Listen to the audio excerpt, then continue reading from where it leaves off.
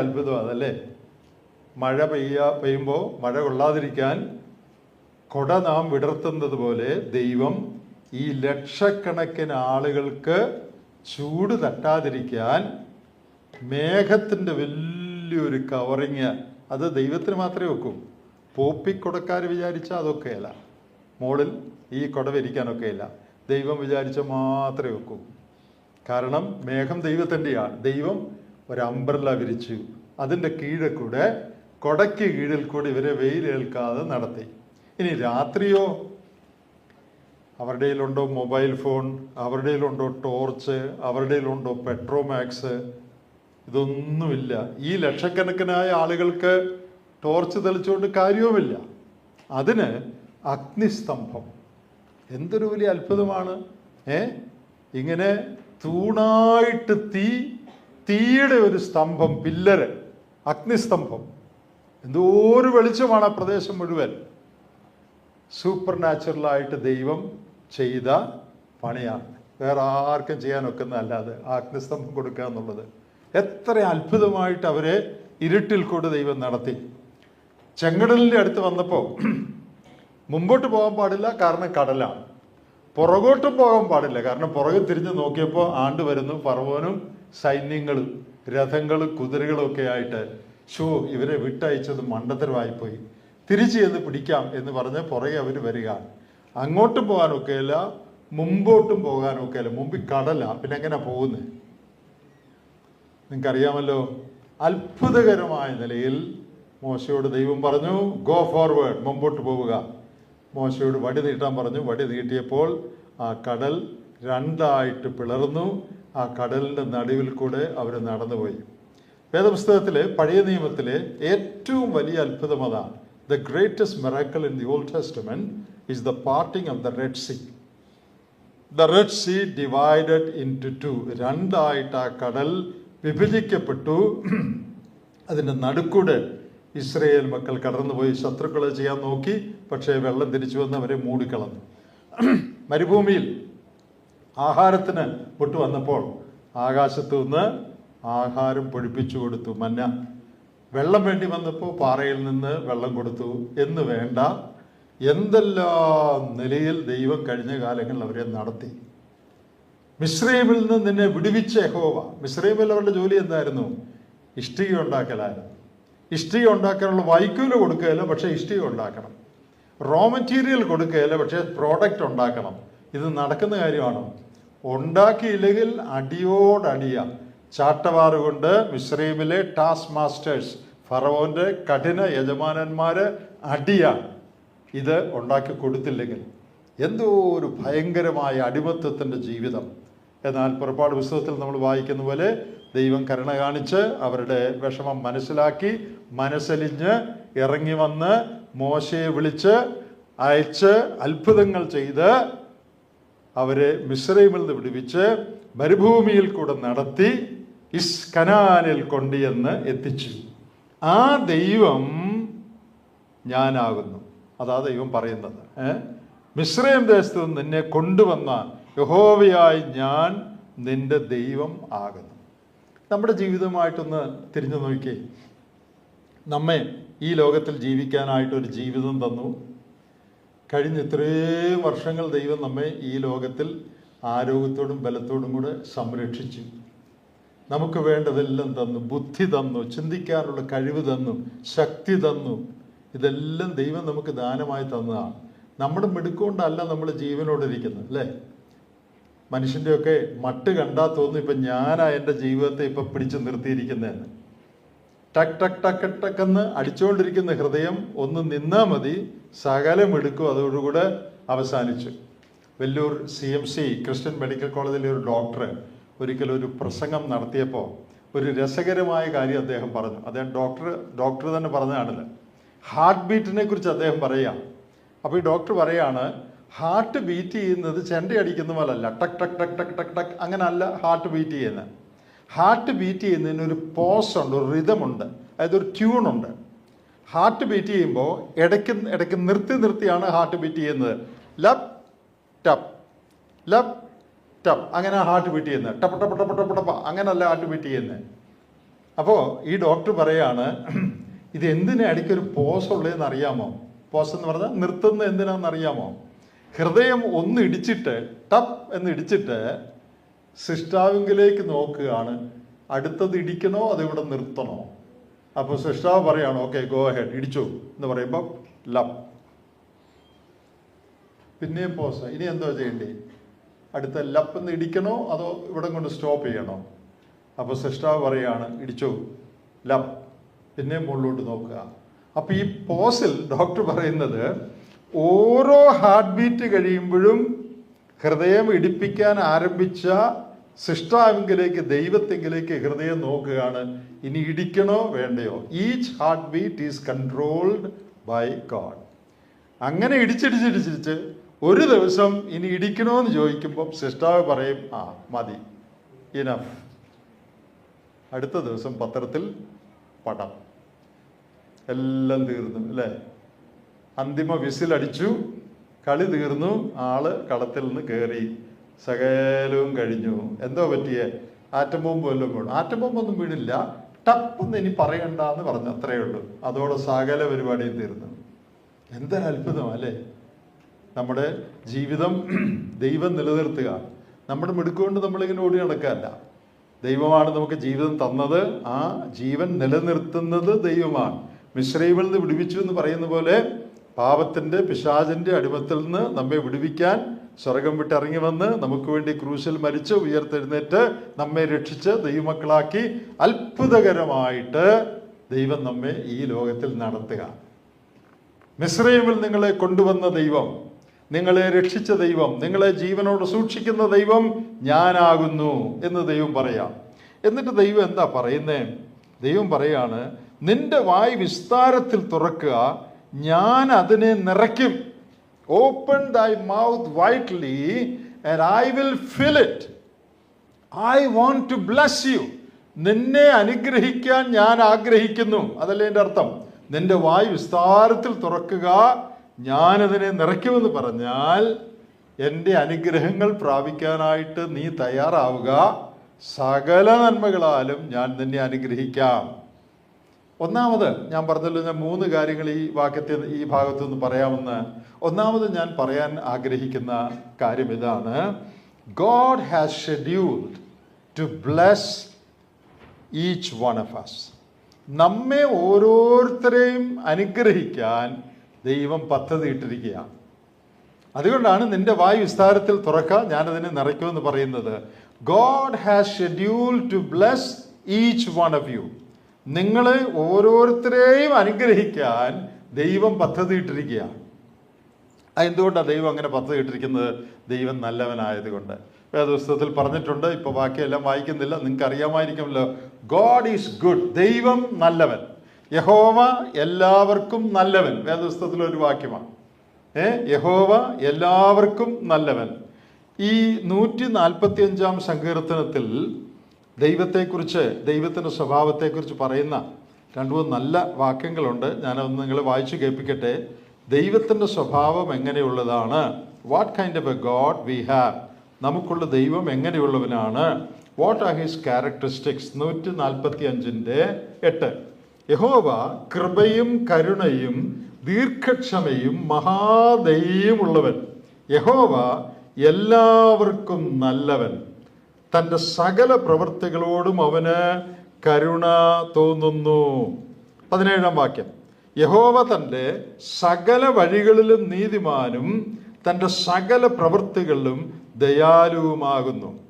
ദൈവത്തിൻ്റെ സ്വഭാവത്തെക്കുറിച്ചുള്ള ഒരു വെളിപ്പാടാണ്. Revelation concerning God's character. എന്താ പറയുന്നത്? The Lord is good to all. The Lord is gracious and merciful. He is long suffering and full of compassion. ദൈവത്തിൻ്റെ സ്വഭാവം കൃപയുള്ളവൻ, കരുണയുള്ളവൻ, ദീർഘക്ഷമയുള്ളവൻ, മഹാദയുള്ളവൻ.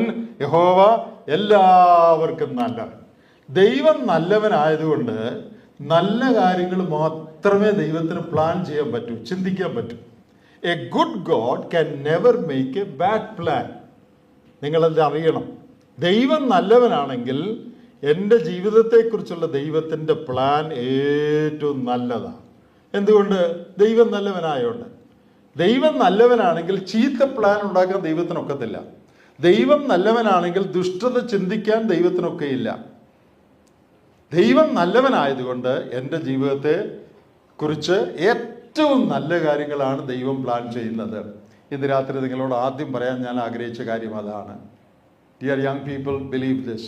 God is good. Therefore, God has a good plan for your life. God's plan for each one of you is good, excellent. ദൈവത്തിന് നമ്മെ ഓരോരുത്തരെയും കുറിച്ച് ഏറ്റവും നല്ല പ്ലാനുണ്ട്. നിങ്ങൾ എത്ര പാവപ്പെട്ട വീട്ടിൽ ജനിച്ചാണെന്നുള്ള വിഷയമല്ല, ഇംഗ്ലീഷ് അറിയാമെന്നുള്ളത് വിഷയമല്ല, എത്ര മാർക്ക് കിട്ടുന്നു എന്നുള്ള വിഷയമല്ല, ചെറ്റക്കുടിലാണോ താമസിക്കുന്നത് അത് വിഷയമല്ല, കാശുള്ള വീട്ടിലാണോ അത് വിഷയമല്ല. ദൈവത്തിൻ്റെ മക്കളാണ് നിങ്ങളെങ്കിൽ ഈ ക്യാമ്പിൽ വന്നു കഴിഞ്ഞ് നിങ്ങളിൽ പലര് കർത്താവിനെ രക്ഷകനായി സ്വീകരിച്ച് ദൈവമക്കളായി തീർന്നു. ഈ ദൈവത്തെ അറിയുന്ന എല്ലാവർക്കും ഏറ്റവും നല്ലത് ചെയ്യാൻ ദൈവം ബദ്ധശ്രദ്ധനാണ്. God is committed to give the best to all his children. നിങ്ങളൊരു ദൈവത്തിൻ്റെ പൈതലാണെങ്കിൽ നിങ്ങളിത് വിശ്വസിക്കണം. കാരണം ഇത് ഞാൻ പറയുന്നതല്ല, വേദപുസ്തകം പറയുന്നതാണ്. യഹോവ എല്ലാവർക്കും നല്ലവൻ. നിന്റെ വായ് വിസ്താരത്തിൽ തുറക്ക, ഞാനതിനെ അനുഗ്രഹിക്കും, ഞാനതിനെ നിറയ്ക്കും. അതാണ് ദൈവത്തിൻ്റെ പ്ലാൻ. ദൈവത്തിൻ്റെ മക്കളെ സംബന്ധിച്ചുള്ള ദൈവത്തിൻ്റെ പ്ലാൻ അതാണ്. നിനക്ക് ഏറ്റവും നല്ലത് വരണമെന്നുള്ളതാണ് ദൈവത്തിൻ്റെ ആഗ്രഹം, ദൈവത്തിൻ്റെ പ്ലാൻ. ദൈവം നമ്മെ സ്നേഹിക്കുന്നു എന്ന് പറഞ്ഞാൽ അതിൻ്റെ അർത്ഥം എന്താണെന്നറിയാമോ? നിങ്ങൾ കേട്ട് കാണും, അഗാപ്പേ സ്നേഹം. വേദപുസ്തകത്തിൽ സ്നേഹത്തിന് ഉപയോഗിച്ചിരിക്കുന്ന ഒരു വാക്കാണ്. ആ വാക്കിൻ്റെ അർത്ഥം seeking the ultimate wellbeing of the other person. മറ്റേയാളിൻ്റെ ആത്യന്തിക നന്മ കണക്കാക്കുക. അതാണ് അഗപ്പേ എന്നുള്ള വാക്കിൻ്റെ അർത്ഥം. അപ്പോൾ ദൈവം നമ്മെ സ്നേഹിക്കുന്നു എന്ന് പറയാൻ ഉപയോഗിച്ചിരിക്കുന്ന വാക്ക് അഗപ്പയാണ്. യോഹന്നാൻ 3:16 ആ വാക്കാണ്. അതിൻ്റെ അർത്ഥം എന്താണെന്നറിയാമോ? നിങ്ങൾക്ക് ഏറ്റവും നന്മ വരണമെന്ന് ദൈവം ആഗ്രഹിക്കുന്നു. God is interested in your wellbeing and God wants to give you the best. How many of you believe that? നിങ്ങൾ എത്ര പേര് അത് വിശ്വസിക്കുന്നുണ്ട്? എൻ്റെ ജീവിതത്തെക്കുറിച്ച് ദൈവത്തിന് ഏറ്റവും നല്ലൊരു പരിപാടിയുണ്ട്. എൻ്റെ ജീവിതം ഏറ്റവും നല്ല നിലയിൽ എത്തണം എന്ന് പറഞ്ഞാൽ ഞാൻ വലിയ കാശുകാരനാകണമെന്നുള്ള അർത്ഥത്തിലല്ല. സന്തോഷവും സമാധാനവും സംതൃപ്തിയും വിശുദ്ധിയുമുള്ളൊരു ജീവിതം, അങ്ങനെ ഒരു ഭാവി എനിക്കുണ്ടാകണം. ദൈവത്തിന് പ്രസാദകരമായ നിലയിൽ അനുഗ്രഹകരമായി ജീവിക്കുന്ന ഒരാളായിട്ട് ഞാൻ തീരണം. അതാണ് ദൈവത്തിൻ്റെ ആഗ്രഹം.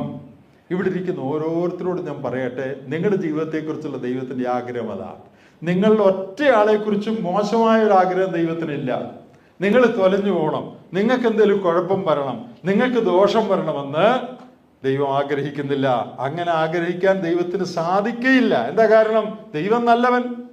ദൈവം നല്ലവൻ എന്ന് പറഞ്ഞാൽ അതിൻ്റെ അർത്ഥം all his thoughts, all his plans, all his imaginations, all his schemes, all his deliberations, all his actions are good. ദൈവം നല്ലവൻ എന്ന് പറഞ്ഞാൽ അർത്ഥം എന്താണെന്നറിയാമോ? ദൈവത്തിൻ്റെ എല്ലാ ചിന്തകളും, എല്ലാ ആഗ്രഹങ്ങളും, എല്ലാ പദ്ധതികളും, എല്ലാ പരിപാടികളും, എല്ലാ പ്രവൃത്തികളും നല്ലതാണ്. ചീത്തയായിട്ടൊരു കാര്യം ദൈവത്തോടുള്ള ബന്ധത്തിലില്ല.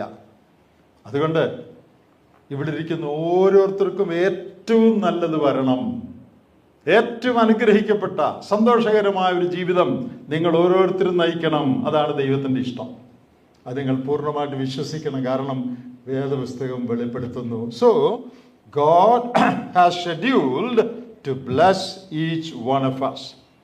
രണ്ടാമത് ഈ ഭാഗത്തു നിന്നുള്ള വേറൊരു സത്യം അവിടെ പറയുന്നത്, രണ്ടാമത്തെ സത്യം, നിങ്ങൾ എൻ്റെ വാക്ക് കേട്ടനുസരിച്ചിരുന്നെങ്കിൽ, അതിൻ്റെ താഴോട്ട് പറയുകയാണ്, ഞാൻ ഇന്നിന്ന അനുഗ്രഹങ്ങളെല്ലാം നിങ്ങൾക്ക് നൽകുമായിരുന്നു. നിങ്ങളിത് കണ്ടല്ലോ. 11 വാക്യത്തിലുണ്ട്, എൻ്റെ ജനം എൻ്റെ വാക്ക് കേട്ട് അനുസരിച്ചില്ല, ഇസ്രായേൽ എന്നെ കൂട്ടാക്കിയില്ല. പിന്നെ താഴോട്ട് പറയുകയാണ്, എൻ്റെ വാക്ക് നിങ്ങൾ കേട്ടിരുന്നെങ്കിൽ ഞാൻ നിങ്ങൾക്ക് ശത്രുക്കളെ കീഴടക്കി തരുമായിരുന്നു, വിജയം തരുമായിരുന്നു, നിങ്ങളുടെ ശുഭകാലം എന്നേക്കും നിൽക്കുമായിരുന്നു, നിങ്ങൾക്ക് പ്രോസ്പെരിറ്റി തരുമായിരുന്നു. 16 വാക്യം, നിങ്ങൾക്ക് സാറ്റിസ്ഫാക്ഷൻ, തൃപ്തി തരുമായിരുന്നു. അപ്പോൾ നമുക്ക് നന്മ ചെയ്യാൻ ആഗ്രഹിക്കുന്ന ദൈവം എന്തെല്ലാം നമുക്ക് തരാൻ ആഗ്രഹിക്കുന്നുണ്ട്. He wants to give us victory. അതിന്റെ 14-ാമത്തെ വാക്യം കണ്ടോ? ശത്രുക്കളുടെ മേൽ നിങ്ങൾക്ക് ജയം തരുമായിരുന്നു. നമ്മുടെ ഏറ്റവും വലിയ ശത്രു ആരാന്നറിയാമോ? പിശാചൻ. പിശാചിന്റെ പ്രവൃത്തികൾ, പരീക്ഷകൾ, പാപം ചെയ്യാനുള്ള പ്രേരണകൾ. നിങ്ങളിൽ പലരും വ്യക്തിപരമായിട്ട് സംസാരിച്ചപ്പോഴും ക്വസ്റ്റ്യൻ എഴുതിയിട്ടപ്പോഴും ഈ ചോദ്യം പലരും ചോദിച്ചു. പാപത്തെ എങ്ങനെയാ ജയിക്കുന്നേ? പരീക്ഷ എങ്ങനെയാ ജയിക്കുന്നേ? പിന്നെയും പിന്നെയും തെറ്റിൽ വീണു പോകുന്നു, അതിൽ നിന്ന് എങ്ങനെ രക്ഷപ്പെടും? അതിൻ്റെ ഉത്തരവിടെയുണ്ട്. ദൈവം പറയാണ്, നിങ്ങൾ എന്നെ അനുസരിച്ച് എൻ്റെ വഴികളിൽ നടന്നാൽ നിങ്ങളുടെ ശത്രുക്കളെ നിങ്ങൾ കീഴടക്കും. പിശാചിനെ കീഴടക്കിയുള്ള ജീവിതം, അല്ലെങ്കിൽ പാപത്തിന്റെ പ്രലോഭനങ്ങളെ കീഴടക്കിയുള്ള ഒരു ജീവിതം നയിക്കാനായിട്ട് നിങ്ങൾക്ക് ഞാൻ ശക്തി തരും, ഞാൻ കൃപ തരും. പ്രിയപ്പെട്ടവരെ, രക്ഷിക്കപ്പെട്ട് കഴിഞ്ഞാൽ നമ്മുടെ സ്വന്തം ശക്തി കൊണ്ടല്ല നമ്മൾ ജീവിക്കുന്നത്. ചിലരൊക്കെ ചോദിക്കും, ഞാൻ സ്നാനപ്പെടാൻ മടിയാണ്, കാരണം സ്നാനപ്പെട്ട് കഴിഞ്ഞാൽ ഇനി പാപം ചെയ്താലോ? സ്നാനപ്പെട്ട് കഴിഞ്ഞല്ല, രക്ഷിക്കപ്പെട്ടാൽ തന്നെ പാപം ചെയ്യാൻ പാടില്ല. ഈ പാപത്തെ എങ്ങനെയാ ജയിക്കുന്നത്? നമ്മുടെ സ്വന്തം ശക്തിയിലല്ല. നാം രക്ഷിക്കപ്പെടുമ്പോൾ ദൈവത്തിൻ്റെ ആത്മാവ് നമ്മുടെ ഉള്ളിൽ വരുന്നു. പാപത്തെ ജയിച്ച് ജീവിക്കാനുള്ള ശക്തി ദൈവമാണ് നമുക്ക് തരുന്നത്. God strengthens me to have victory over sin. എൻ്റെ സ്വന്തം ശക്തിയിലല്ല, ദൈവം തരുന്ന ശക്തിയിലാണ് ഞാൻ പാപത്തെ ജയിച്ച് ജീവിക്കുന്നത്. അപ്പോൾ നാം എല്ലാവരും ജയജീവിതം നയിക്കണം, വിക്ടറി. പിന്നെ അതിൻ്റെ 15-ാം വാക്യത്തിൽ അവരുടെ ശുഭകാലം എന്നേക്കും നിൽക്കുമായിരുന്നു. Prosperity. Your life will be prosperous എന്ന് പറഞ്ഞാൽ വലിയ കാശുകാരാകുന്നുള്ള അർത്ഥത്തിലല്ല, ജീവിതം നല്ല സമ്പർസമൃദ്ധമായിരിക്കും. അബണ്ടന്റ് ലൈഫ്, സമൃദ്ധമായ ജീവൻ, സന്തോഷത്തിൻ്റെ ജീവൻ, എപ്പോഴും സന്തോഷിക്കുന്ന ജീവിതം, ഒന്നിനെക്കുറിച്ചും വിചാരപ്പെടാത്ത ജീവിതം, പിന്നെ ആകുലങ്ങളുടെ മേൽ ജയമുള്ള ജീവിതം, പാപങ്ങളുടെ മേൽ ജയമുള്ള ജീവിതം. അങ്ങനെ ഏറ്റവും സന്തോഷകരമായ ജീവിതം ദൈവം നിങ്ങൾക്ക് തരുവാനായിട്ട് ആഗ്രഹിക്കുന്നു. God wants to make your life prosperous. God wants to make wants to give you abundance in your Christian life. നിങ്ങളുടെ ക്രിസ്തീയ ജീവിതത്തിൽ സമൃദ്ധി, എല്ലായിടത്തും ജയം, സന്തോഷം. അതാ ക്രിസ്തീയ ജീവിതം എന്ന് പറയുന്നത്. തോറ്റു ഇങ്ങനെ തൊപ്പിയിട്ട് നിരാശപ്പെട്ട് ജീവിക്കുന്ന ഒരു ജീവിതം അല്ല ക്രിസ്തീയ ജീവിതം. വേദപുസ്തകം വാഗ്ദത്തം ചെയ്യുന്ന ജീവിതം എപ്പോഴും സന്തോഷിപ്പീൻ, ഒന്നിനെക്കുറിച്ചും വിചാരപ്പെടരുത്, എല്ലാറ്റിനും സ്തോത്രം ചെയ്യുവീൻ. അതാ ക്രിസ്തീയ ജീവിതത്തെക്കുറിച്ച് വേദപുസ്തകം പറയുന്നത്. അതാണ് ദൈവം നമുക്ക് വേണ്ടി ഡിസൈൻ ചെയ്തിരിക്കുന്നത്. പല വിശ്വാസികളും അവരുടെ അവിശ്വാസം കൊണ്ടും അനുസരണക്കേട് കൊണ്ടും അത് അനുഭവിക്കുന്നില്ലെന്നുള്ളത് വേറൊരു കാര്യം. എന്നാൽ ആര് ദൈവത്തെ അനുസരിച്ച് ദൈവോടികൾ നടക്കുമോ അവർക്ക് ഈ പ്രോസ്പെറിറ്റി കൊടുക്കാൻ ദൈവം ആഗ്രഹിക്കുന്നു. ഇനി മൂന്നാമത് വേറൊരു കാര്യം അതിൻ്റെ 16-ാം വാക്യത്തിൽ പറയുന്നുണ്ട്, പാറയിൽ നിന്നുള്ള തേൻ കൊണ്ട് നിങ്ങൾക്ക് തൃപ്തി വരുത്തുമായിരുന്നു. സാറ്റിസ്ഫാക്ഷൻ, തൃപ്തി. ലോകത്തിൽ മനുഷ്യന് ഏറ്റവും ആവശ്യമുള്ള ഒരു കാര്യം തൃപ്തിയാണ്. തൃപ്തിയുള്ള ജീവിതം, A life of satisfaction. A life of dissatisfaction വളരെ മിസറബിളാണ്. ഒന്നിനെക്കുറിച്ചും തൃപ്തിയില്ല, നിരാശ, ദുഃഖം. അങ്ങനത്തെ ഒരു ജീവിതം അല്ല ദൈവം നിങ്ങളെക്കുറിച്ച് ആഗ്രഹിക്കുന്നത്. നല്ല തൃപ്തിയോടെ, സംതൃപ്തിയോടെ, സമാധാനത്തോടെ.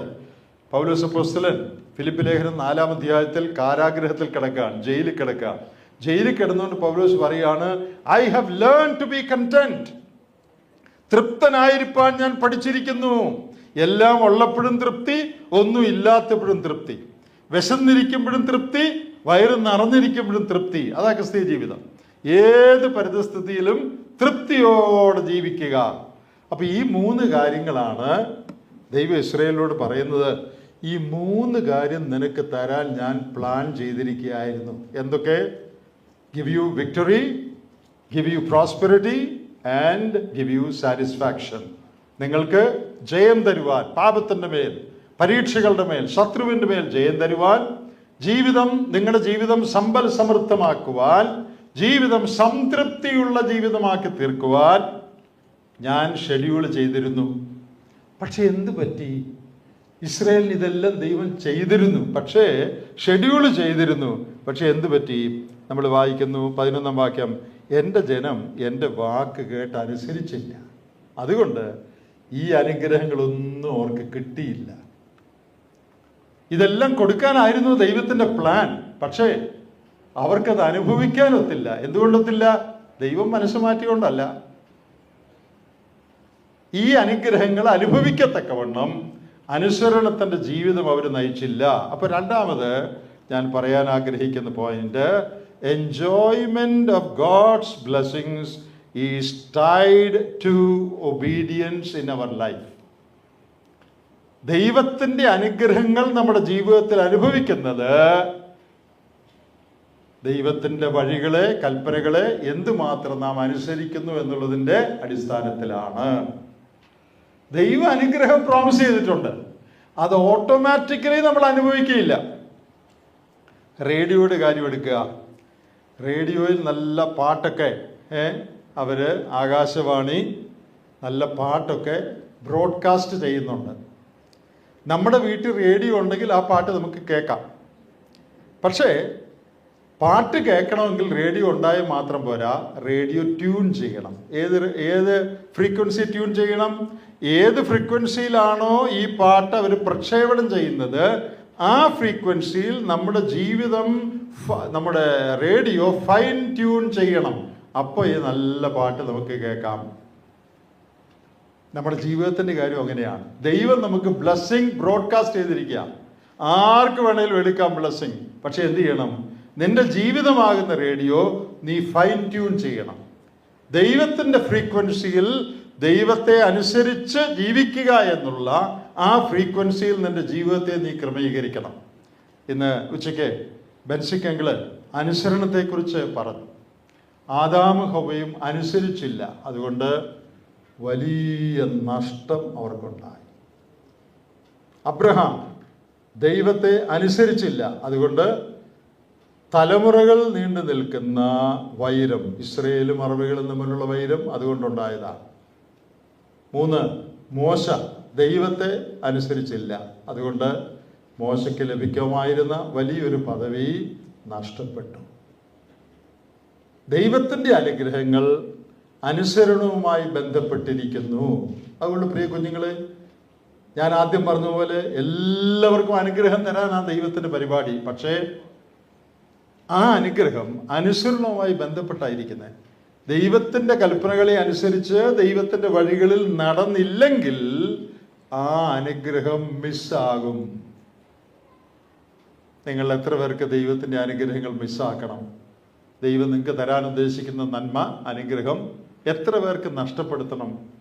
ബുദ്ധിയുള്ള ആരും പറയുകയല്ല എനിക്ക് നഷ്ടപ്പെടുത്തണമെന്നല്ലേ. നമ്മുടെ എല്ലാം ആഗ്രഹം അനുഗ്രഹം കിട്ടണമെന്നാണ്. അനുഗ്രഹം കിട്ടണമെങ്കിൽ ദൈവവചനം അനുസരിച്ച് നടക്കണം. ഈ ക്യാമ്പിൽ വന്നു കഴിഞ്ഞ് അനേക കാര്യങ്ങൾ ദൈവം നിങ്ങളോട് പറഞ്ഞു. നിങ്ങളുടെ വ്യക്തിപരമായ ജീവിതത്തിലെ അനേക കാര്യം പറഞ്ഞു. വേദപുസ്തകം വായനയുടെ കാര്യം പറഞ്ഞു, പരീക്ഷകളുടെ കാര്യം പറഞ്ഞു, ലവ് അഫെയേഴ്സിൻ്റെ കാര്യം പറഞ്ഞു, അന്യോന്യ ബന്ധങ്ങളുടെ കാര്യം പറഞ്ഞു, മാതാപിതാക്കളുമായുള്ള നിങ്ങളുടെ ഇടപാടിൻ്റെ കാര്യം പറഞ്ഞു, കൂടെ പഠിക്കുന്ന ആളുകളുമായിട്ട് മറ്റുള്ളവരുമായിട്ടുള്ള നിങ്ങളുടെ ഇടപാടിൻ്റെ കാര്യം പറഞ്ഞു, ഹെൽത്തി റിലേഷൻഷിപ്സ് ആൺകുട്ടികളും പെൺകുട്ടികളും തമ്മിൽ മെയിൻറ്റെയിൻ ചെയ്യുന്ന കാര്യം പറഞ്ഞു, ചർച്ചിൽ ദൈവത്തെ ആരാധിച്ച് ശരിയായി എങ്ങനെ മുന്നോട്ട് പോകണം, ദൈവകൽപ്പനകൾ എങ്ങനെ അനുസരിക്കണം അത് പറഞ്ഞു. ഒത്തിരി അനുസരണത്തിൻ്റെ കാര്യം കേട്ടു. ഇനി നിങ്ങളുടെ ചുമതല ഈ കേട്ട കാര്യങ്ങൾ അനുസരിച്ച് ജീവിക്കുക എന്നുള്ളതാണ്. ഓവർനൈറ്റ് ഇതെല്ലാം അനുസരിച്ച് ജീവിക്കാൻ സാധിച്ചെന്ന് വരികയില്ല. അതിലാരും നിരാശപ്പെടരുത്. നിങ്ങൾ കർത്താവിനോട് പറയണം, കർത്താവേ, you have spoken to me, I am willing to obey these things. നീ എന്നോട് സംസാരിച്ചു, അതനുസരിച്ച് ജീവിക്കാൻ എനിക്ക് മനസ്സുണ്ട്. അതിനുള്ള കൃപ എനിക്ക് തരണം, അതിനുള്ള സഹായം എനിക്ക് തരണം. എൻ്റെ ഭാഗത്തു നിന്ന് അതിന് ചെയ്യേണ്ട കാര്യങ്ങൾ ചെയ്യാൻ ഞാൻ തയ്യാറാണ്. അതിനുള്ള നടപടികൾ എടുക്കാൻ ഞാൻ തയ്യാറാണ്. Lord, I am willing to obey you. The rest of my life, I want to live in obedience to you. But I have no strength in myself to do that. But I want you to help me. ഞാൻ എടുക്കേണ്ട ചുവടുകൾ കർത്താവേ നിന്റെ കൃപയാൽ ഞാൻ എടുക്കാം. നീ എന്നെ സഹായിക്കണം, നീ എന്നെ ബലപ്പെടുത്തണം. ഇത് നിങ്ങളുടെ മനോഭാവമാണെങ്കിൽ ഈ പറഞ്ഞ അനുഗ്രഹങ്ങളെല്ലാം നിങ്ങളുടെ ജീവിതത്തിൽ ലഭിക്കും. ഒന്നാമത് നമ്മൾ പറഞ്ഞത് നമ്മെ അനുഗ്രഹിക്കാൻ ദൈവം ആഗ്രഹിക്കുന്നു. രണ്ടാമത് നമ്മൾ പറഞ്ഞത് അനുഗ്രഹങ്ങൾ അനുസരണവുമായി ബന്ധപ്പെട്ടാണ് ഇരിക്കുന്നത്. മൂന്നാമത് ഈ ഭാഗത്തുനിന്ന് ഞാൻ പറയാൻ ആഗ്രഹിക്കുന്ന ഒരു കാര്യം, God mourns over the abnegation of blessings promised. Abnegation എന്ന് പറഞ്ഞാൽ അപ്രോപ്രിയേഷൻ എന്നുള്ളതിൻ്റെ ഓപ്പോസിറ്റാണ്. എന്താ അപ്രോപ്രിയേറ്റ് എന്ന് പറഞ്ഞാൽ? സ്വന്തമാക്കുക. അതാണ് അപ്രോപ്രിയേറ്റ് ഗോഡ്സ് ബ്ലെസ്സിങ്സ് എന്ന് പറഞ്ഞാൽ ദൈവത്തിൻ്റെ അനുഗ്രഹങ്ങൾ സ്വന്തമാക്കുക. അതിൻ്റെ നേരെ എതിരാണ് അബ്നഗേഷൻ എന്ന് പറയുന്നത്. ABNEGATION, അബ്നഗേഷൻ. സ്വന്തമാക്കാൻ ഒക്കുന്നത് സ്വന്തമാക്കാതെ നഷ്ടപ്പെടുത്തി കളയുക, അതാണ് അബ്നഗേഷൻ. God mourns over the abnegation of blessings promised. ദൈവം വാഗ്ദത്തം ചെയ്ത അനുഗ്രഹങ്ങൾ നമ്മൾ നഷ്ടപ്പെടുത്തിയത് ദൈവം വിലപിക്കുകയാണ്, ദൈവം കരയുകയാണ്. ദൈവം കരയുന്നത് നിങ്ങൾ കണ്ടോ? 13-ാം വാക്യം. അയ്യോ, കരയുന്നവരങ്ങനെ പറയുന്നല്ലേ? അയ്യോ എന്ന് പറയുന്ന ആരാ? കരയുന്നവരാ. അയ്യോ, എൻ്റെ ജനം എൻ്റെ വാക്ക് കേൾക്കുകയും ഇസ്രായേൽ എൻ്റെ വഴികൾ നടക്കുകയും ചെയ്തെങ്കിൽ കൊള്ളായിരുന്നു. ദൈവം കരയുകയാണ്.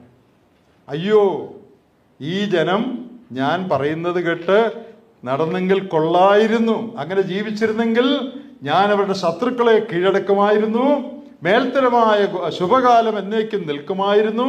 മേൽത്തരമായ ഗോതമ്പ് കൊണ്ട് തൃപ്തി വരുത്തുമായിരുന്നു.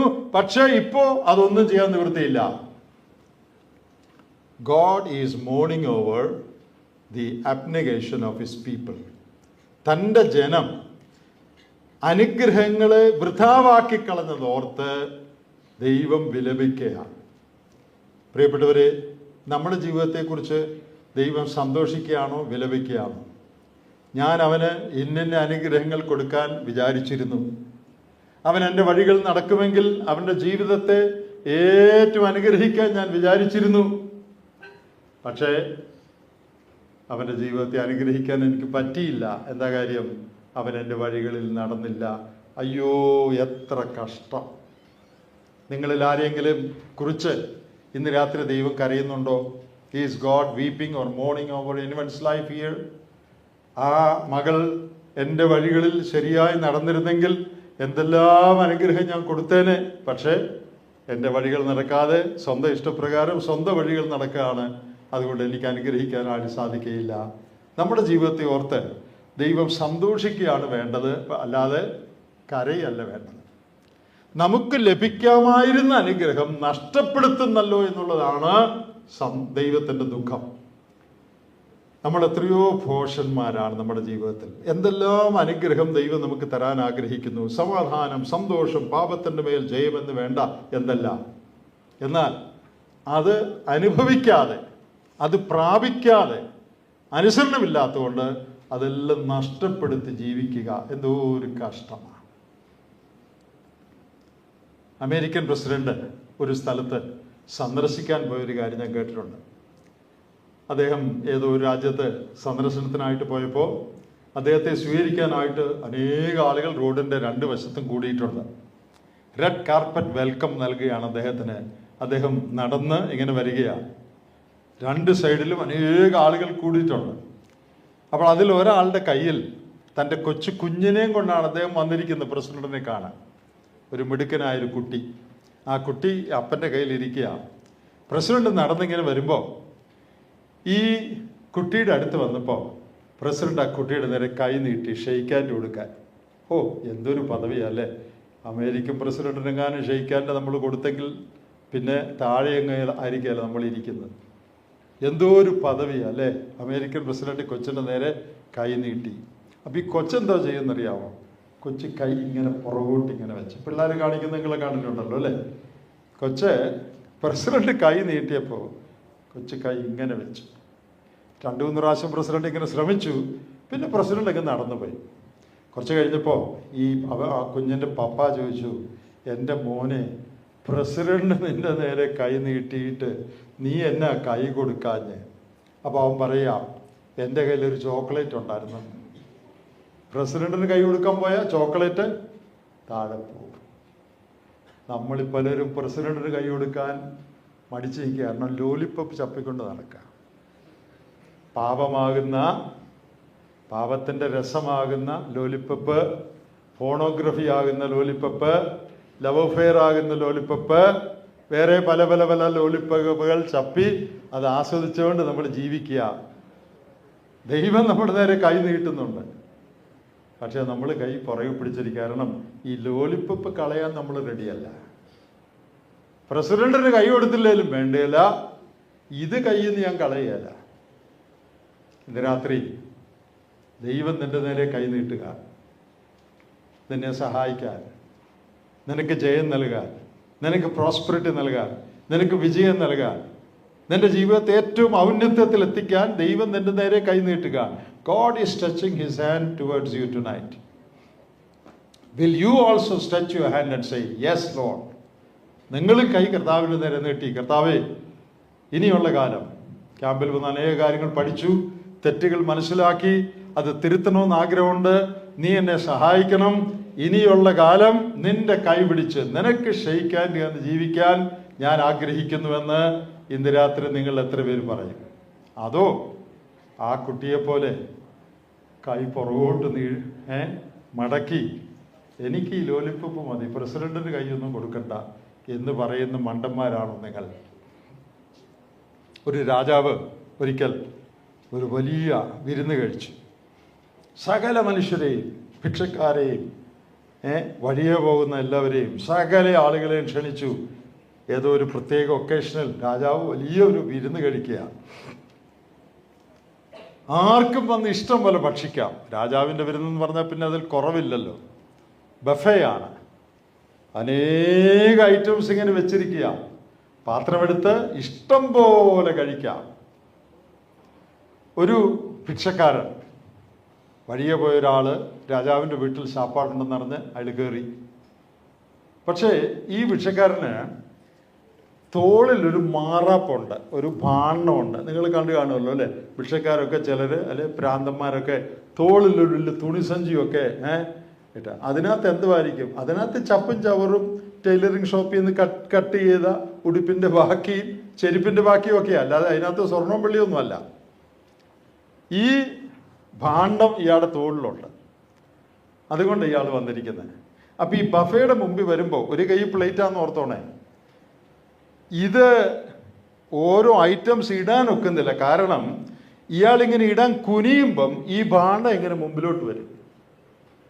അപ്പം പിന്നെ തിരിച്ചിത് ഇടണം, പിന്നെയും കഴിക്കാൻ നോക്കുക. അതുകൊണ്ട് ചുരുക്കി പറഞ്ഞാൽ ഈ ഭാണ്ഡക്കെട്ട് കാരണം കാര്യമായിട്ടൊന്നും കഴിക്കാൻ പറ്റിയില്ല. ഫ്രീ അല്ല, കൈ ഫ്രീ ആകുന്നില്ല. ഓരോ പ്രാവശ്യവും കുനിയുമ്പോൾ ഭാണ്ഡക്കെട്ട് മുമ്പിൽ വരിക, പിന്നെ അത് പുറകോട്ടിടും. അല്പസ്വല്പമൊക്കെ കഴിച്ചു. വിശന്ന് പൊരിഞ്ഞ ഇയാൾ വന്നത്, പക്ഷേ അയാൾക്ക് കഴിക്കാൻ പറ്റിയില്ല. ഇയാൾ കഴിപ്പൊക്കെ കഴിഞ്ഞ് അല്പസ്വല്പമായിട്ട് കഴിഞ്ഞ് നടന്ന് വെളിയിലോട്ട് പോവുകയാണ്. രാജാവിൻ്റെ കൊട്ടാരത്തിൻ്റെ മുറ്റത്തോട് വെളിയിലോട്ട് പോവുക. ഇതൊരു കഥയാണ് കേട്ടോ. അപ്പം ആ കഥയിൽ പറയുന്നത്, ഇയാൾ വെളിയിലോട്ട് നടന്നു പോകുമ്പോൾ വിശന്ന് പൊരിഞ്ഞ വന്നതെന്ന് ഞാൻ പറഞ്ഞല്ലോ. വിശപ്പ് കാരണം ഇയാൾ രാജാവിൻ്റെ മുറ്റത്ത് വീണ് മരിച്ചു. രാജാവിൻ്റെ മുറ്റത്ത് വീണ് വിശപ്പ് കാരണം വീണ് മരിച്ചു. അത് രാജാവ് കേട്ടു. എൻ്റെ മുറ്റത്ത് ഇങ്ങനെ കഴിക്കാൻ വന്നൊരാൾ കഴിക്കാൻ പറ്റാതെ വീണ് മരിച്ചു. അപ്പോൾ ആ കഥ അവസാനിക്കുന്ന ഇങ്ങനെ ഒരു വാചകം പറഞ്ഞാണ്, the king wept for what could have been but never was. മനസ്സിലായോ അതിൻ്റെ അർത്ഥം? The king wept for what could have been but never was. രാജാവ് കരഞ്ഞു. എന്തിനാ കരഞ്ഞ്? എത്ര നന്മ ഇവന് ലഭിക്കാമായിരുന്നു, പക്ഷെ അത് ലഭിച്ചില്ലല്ലോ. അതോർത്ത് രാജാവ് കരഞ്ഞു. പ്രിയപ്പെട്ടവരെ, നമ്മുടെ ജീവിതങ്ങളെ നോക്കി, the king weeps. God weeps for what could have been but never was. നമുക്ക് എന്തെല്ലാം നന്മ ദൈവം പ്ലാൻ ചെയ്യുന്നു, എന്നാൽ അത് നഷ്ടപ്പെടുത്തി സ്വന്തം വഴികളിൽ നടന്ന് ദൈവത്തിന് ഇഷ്ടമില്ലാത്ത കാര്യങ്ങൾ ചെയ്ത് ജീവിതത്തിൽ ഉണ്ടാകേണ്ട നന്മ നഷ്ടപ്പെടുത്തുന്ന ഭോഷന്മാരാണ് നമ്മൾ പലപ്പോഴും. മൂന്നാമത്തെ പോയിന്റ് അതാ, God mourns over the abnegation, not appropriating God's blessings. നമ്മുടെയൊക്കെ ജീവിതത്തിൽ ദൈവം നമുക്ക് നൽകാൻ ആഗ്രഹിക്കുന്ന നന്മകൾ പിടിച്ചു പറ്റാതെ, ദൈവത്തിന് കൈ കൊടുക്കാതെ കയ്യിൽ ചപ്പിക്കൊണ്ടിരിക്കുന്ന ലോലിപ്പപ്പുമായിട്ട് നമ്മൾ നടക്കുക. ദൈവത്തിൻ്റെ അനുഗ്രഹം എനിക്ക് വേണ്ട.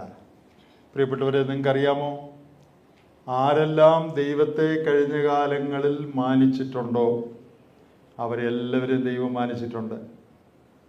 പാപത്തിൻ്റെ വഴികളെ വിട്ട് ദൈവത്തിൻ്റെ വഴികൾ ജീവിക്കാൻ ആരെല്ലാം തീരുമാനിച്ചിട്ടുണ്ടോ അവരെല്ലാവരും ദൈവം മാനിക്കുകയും ആദരിക്കുകയും ചെയ്തിട്ടുണ്ട്.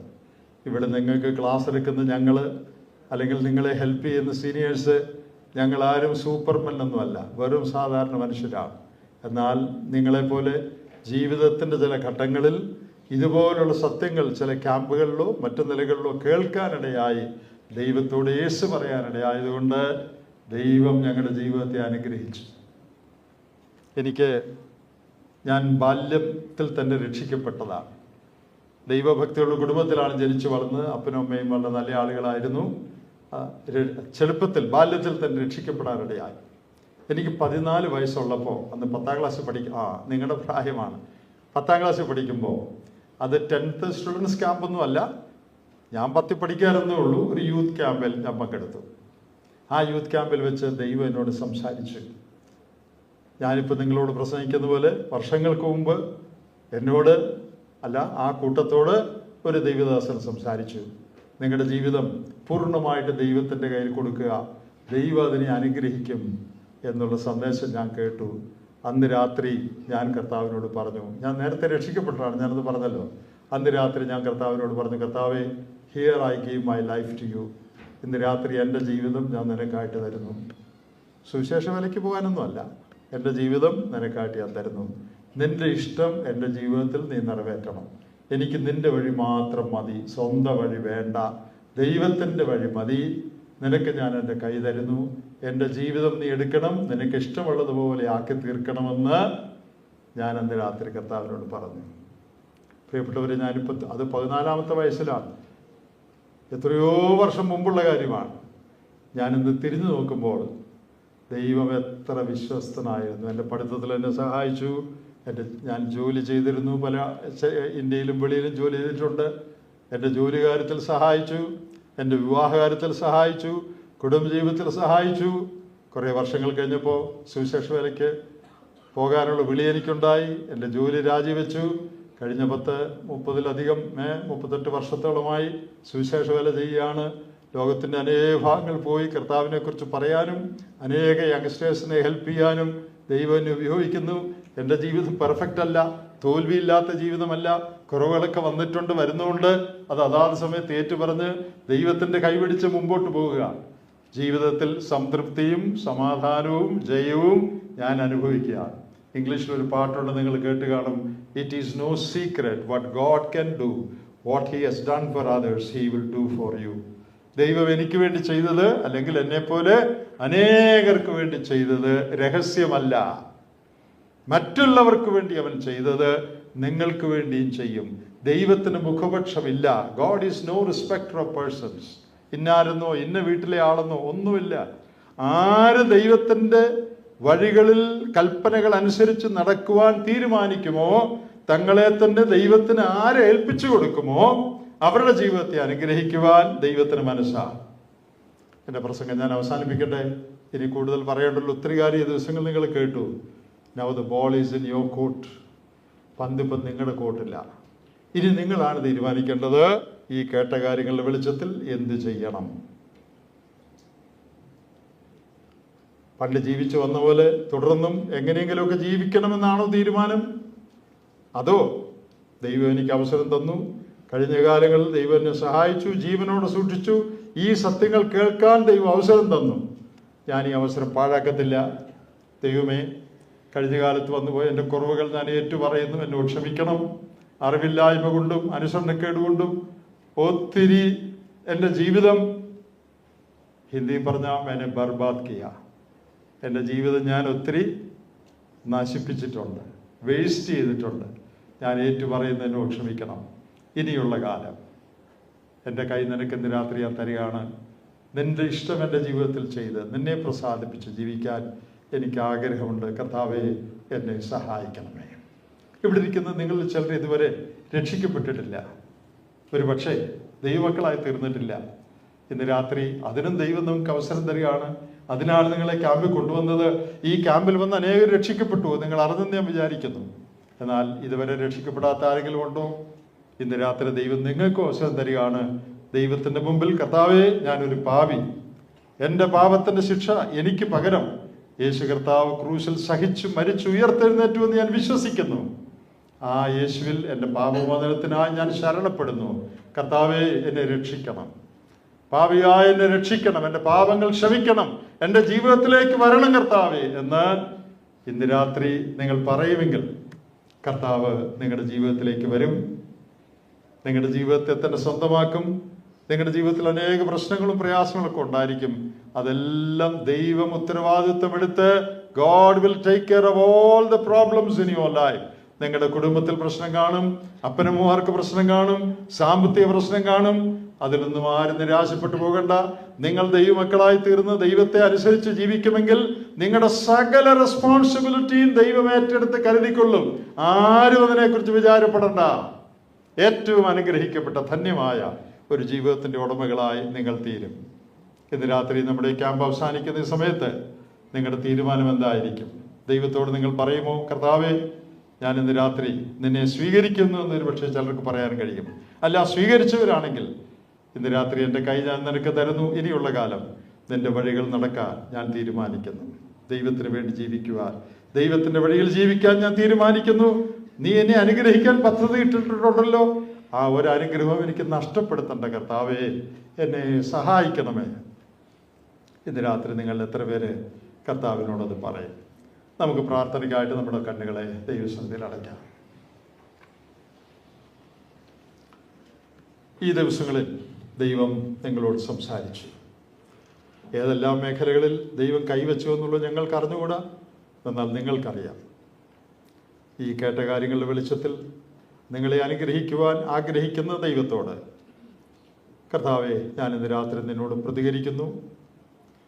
എൻ്റെ രക്ഷകനായി ഇന്ന് രാത്രി ഞാൻ നിന്നെ അംഗീകരിക്കുന്നു. എൻ്റെ പാപങ്ങൾക്ക് വേണ്ടി മരിച്ചുയർത്ത യേശു കർത്താവെ, നിന്നിൽ ഞാൻ ശരണപ്പെടുന്നു, എന്നെ രക്ഷിക്കണം എന്ന് ഇതുവരെ പറയാത്തവർ ഇന്ന് രാത്രി പറഞ്ഞ് കർത്താവിനെ സ്വീകരിക്കണം. അങ്ങനെ സ്വീകരിച്ച ദൈവമക്കളായി തീർന്നവർ, കർത്താവെ, കഴിഞ്ഞ കാലങ്ങളിൽ എൻ്റെ ജീവിതത്തിൽ വന്നുപോയ എല്ലാ തെറ്റുകളും പരാജയങ്ങളും ഞാൻ ഏറ്റുപറയുന്നു, ഉപേക്ഷിക്കുന്നു. നിൻ്റെ കൃപയിൽ ആശ്രയിച്ച് നിന്നോട് ചേർന്ന് നിന്നെ അനുസരിച്ച് എൻ്റെ ശിഷ്ടായുസ്സ് ജീവിക്കാൻ ഞാൻ ആഗ്രഹിക്കുന്നു. എൻ്റെ കൈ ഇന്ന് രാത്രി ഞാൻ നിനക്ക് തരുന്നു, എൻ്റെ കൈ പിടിക്കണം. നിൻ്റെ ഹിതത്തിൽ എന്നെ അനുഗ്രഹിച്ച് വരുന്ന ദിവസങ്ങളിൽ വഴി നടത്തണം കർത്താവെ.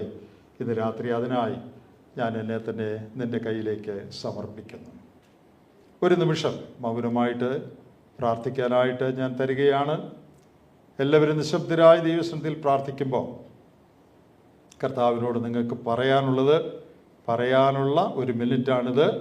മറ്റൊന്നും നിങ്ങൾ ചിന്തിക്കേണ്ട. നിങ്ങളുടെ ഹൃദയത്തിൽ ദൈവം നിങ്ങളോട് സംസാരിച്ച കാര്യങ്ങളുടെ വെളിച്ചത്തിൽ ദൈവത്തോട് ചില വാക്കുകൾ ഈ സമയത്ത് പറഞ്ഞ് നിങ്ങളെ തന്നെ ദൈവത്തിൻ്റെ കരങ്ങളിൽ പൂർണ്ണമായി സമർപ്പിച്ചു കൊടുക്കാൻ ദൈവം ഒരു അവസരം തരുന്നു.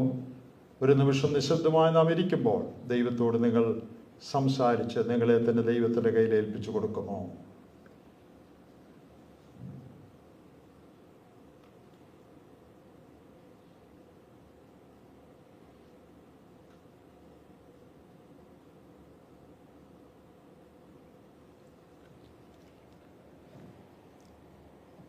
ദൈവത്തോട് നിങ്ങൾ സംസാരിച്ചു എന്ന് ഞാൻ വിചാരിക്കുന്നു.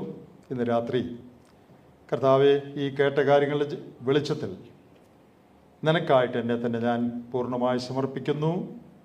നിന്നെ രക്ഷകനായി സ്വീകരിക്കുന്നുവെന്നോ, അല്ല രക്ഷിക്കപ്പെട്ടവരാണെങ്കിൽ ഇനിയുള്ള കാലം നിനക്ക് വേണ്ടി നിന്നെ അനുസരിച്ച് ജീവിക്കാൻ ഞാൻ തീരുമാനിക്കുന്നു എന്നോ ദൈവസന്നിധിയിൽ തീരുമാനിച്ചിട്ടുള്ള പ്രിയപ്പെട്ടവർ, ദയവായിട്ട് ധൈര്യത്തോടെ നിങ്ങളുടെ തീരുമാനം ദൈവത്തിൻ്റെ മഹത്വത്തിന് വേണ്ടി വെളിപ്പെടുത്താൻ നിങ്ങൾ ഇരിക്കുന്ന ഇരിപ്പിൽ ഒരു നിമിഷം ഒന്ന് എഴുന്നേറ്റ് നിൽക്കാനായിട്ട് ഞാൻ ആവശ്യപ്പെടുകയാണ്. മറ്റുള്ള ആരെയും നിങ്ങൾ നോക്കണ്ട, ആരെ എഴുന്നേക്കാൻ നിർബന്ധിക്കുന്നില്ല. സമനസാല നിങ്ങൾ ആ തീരുമാനം ചെയ്തിട്ടുണ്ടെങ്കിൽ, കർത്താവെ, നീ ക്യാമ്പിൽ എന്നോട് സംസാരിച്ചു, ഇനിയുള്ള ശിഷ്ടായുസ് നിന്നെ സ്നേഹിച്ചു നിൻ്റെ വഴികൾ നടക്കാൻ ഞാനിതാ തീരുമാനിക്കുന്നു, എന്നെ നിൻ്റെ കരങ്ങളിലേക്ക് പൂർണ്ണമായി ഏൽപ്പിച്ചു തരുന്നു കർത്താവേ എന്ന് നിങ്ങൾ ഹൃദയത്തിൽ പറഞ്ഞെങ്കിൽ, അതിനാഗ്രഹിക്കുന്നെങ്കിൽ, ഒരു നിമിഷം ദൈവത്തിൻ്റെ സന്നിധിയിൽ നിങ്ങൾ എഴുന്നേറ്റ് നിൽക്കുമോ? പ്രാർത്ഥിച്ച് നമുക്ക് ഈ സെഷൻ അവസാനിപ്പിക്കാം. അധികം നേരം വെയിറ്റ് ചെയ്യുന്നില്ല. എല്ലാവരും എഴുന്നേൽക്കുന്നതുകൊണ്ട് നിങ്ങൾ എഴുന്നേൽക്കണ്ട, അങ്ങനെ എഴുന്നേൽക്കാനല്ല പറഞ്ഞത്. എന്നാൽ നിങ്ങൾ വ്യക്തിപരമായി ദൈവസന്നിധിയിൽ അങ്ങനെ ഒരു തീരുമാനം ചെയ്യുന്നുണ്ടെങ്കിൽ ആ തീരുമാനത്തിൻ്റെ അടയാളമായി കർത്താവേ ഞാൻ എന്നെ തന്നെ നിനക്ക് സമർപ്പിക്കുന്നു എന്ന് പറഞ്ഞ് ദൈവസന്നിധിയിൽ നിങ്ങൾ എഴുന്നേറ്റ് നിൽക്കാം. പ്രാർത്ഥിക്കാം.